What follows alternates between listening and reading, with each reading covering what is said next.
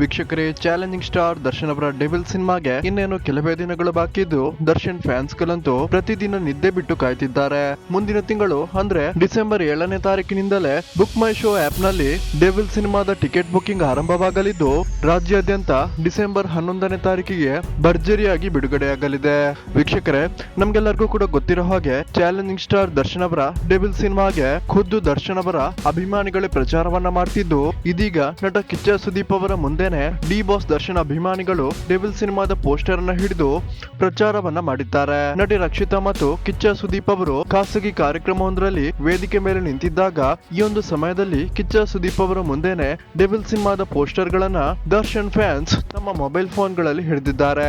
ಈ ಒಂದು ದೃಶ್ಯಗಳು ಸಾಮಾಜಿಕ ತಾಣಗಳಲ್ಲಿ ಸಾಕಷ್ಟು ವೈರಲ್ ಆಗ್ತಿದ್ದು, ಯಾರೆಲ್ಲ ವೀಕ್ಷಕರೇ ಡೆವಿಲ್ ಸಿನಿಮಾಗೋಸ್ಕರ ವೇಟ್ ಮಾಡ್ತಿದ್ದೀರಾ, ದಯವಿಟ್ಟು ಈ ವಿಡಿಯೋಗೊಂದು ಲೈಕ್ ಮಾಡಿ, ಹಾಗೇನೆ ನಿಮ್ಮ ಒಂದು ಅನಿಸಿಕೆಯನ್ನ ಕಮೆಂಟ್ ಮಾಡೋದನ್ನ ಮರಿಬೇಡಿ.